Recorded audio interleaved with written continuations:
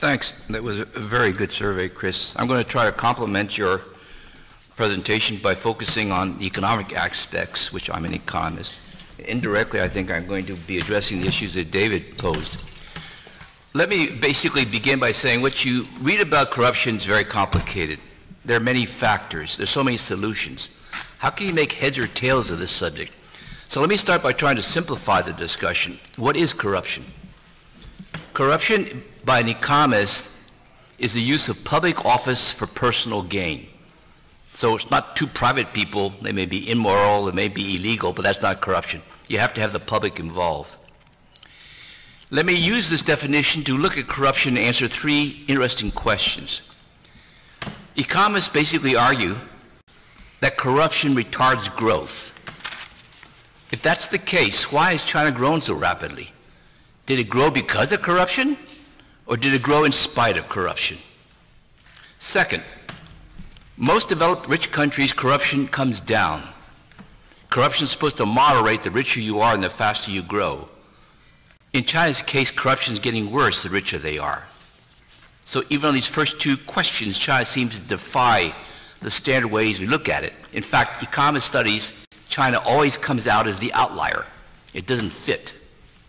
Third, how do you address the systemic causes of corruption? Here you actually, and most people conclude, you need a degree of political liberalization. What do we mean by that? How do we know when it's going to occur, and when will it occur, and why will it occur? Now I'm going to talk about this from an economist viewpoint, not as a political scientist, so it's going to be slightly different. Let me go back to the person who started this all, Deng Xiaoping. Deng Xiaoping came forward with two major propositions: open up and reform.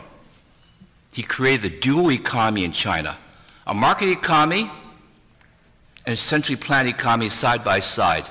And later I'll explain corruption is inevitable.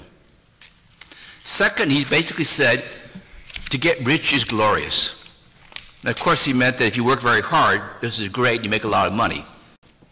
He didn't mean that you could make money illegally. But legally, illegally, that was the tenet. So what he did was he launched the dual economy. And what is the dual economy? The dual economy has three players. Player one is a private entrepreneur. Deng basically told him, go out there and make money, produce. And he sees the possibility. He wants to produce something new, better than the old centralized economy. But he has no resources. So he finds where the resources are, and the resources are controlled by player number two. He's usually a manager and an SOE. The SOE controls the land, the money, the capital. The two start to get together and figure out how I should do something. But player A and player B, they can't succeed without player C. And player C is the local official party member, because only he can bless this arrangement. So the three of them collude. And they collude and bribe and share, and they strike arrangements in a centralized system, highly regulated, but it makes it function. And they get away with it, of course, because Deng basically said we must grow rapidly. So as long as you collude, but grow rapidly, it's fine. And that means investment must surge. So every official has a goalpost, a performance target. Investment must go up. Growth must be high. And if you do this, it's fine.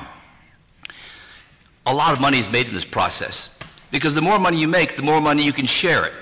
So the more rapidly China grows, the more corruption grows in this particular system, because of the way incentives are structured. Now, how do you deal with this? Because it's actually not growth inhibiting, it actually generates more growth. And the answer, of course, the problem is a moral problem. It creates a sense of injustice, unfairness in China. It jeopardizes the legitimacy of the Communist Party. So there you have Xi Jinping coming through. Because corruption campaigns are almost always led by moralists. They target extravagant expenditures, bribery, corruption. They increase the penalties. Now, why do they increase the penalties? More people go to jail, more people get executed. There's been an economic study which showed that of the corrupt people, only 3% go to jail. So it's a low-risk, high-payoff profession. However, if I execute a few people, I've changed the odds. So the moralists are basically going along that line. Now, you have the premier and you have others, those who are dealing with what I call the economic aspects. What do they focus on? The regulations, the bureaucracy. And what do they both groups try to get at?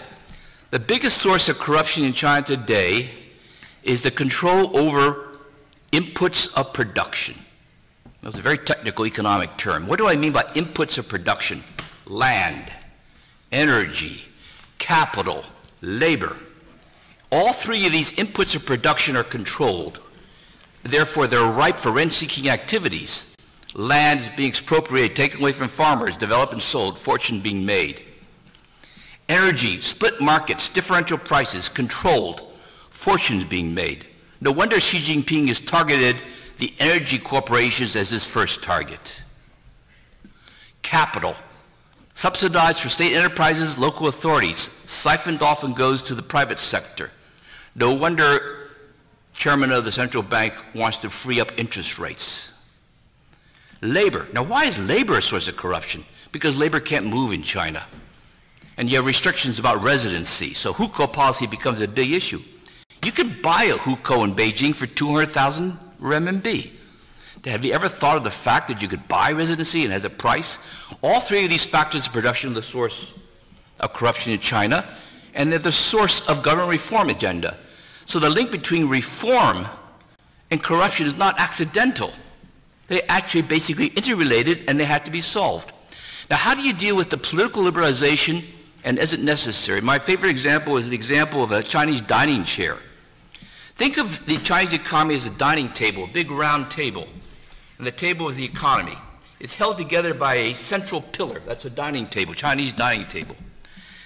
This is an extraordinarily successful growth model because that pillar is the composition of the party, the government, banks, enterprises, but all fused together, partly for corruption purposes, partly for coordination purposes, but a really effective growth engine. Now, what does this Chinese dining table have to do? It has to become a Western table. It has to be split up into a square. It has to have 4 legs. The party, the government, enterprises, and firms have to be split up. That's a big political issue, and that requires political liberalization.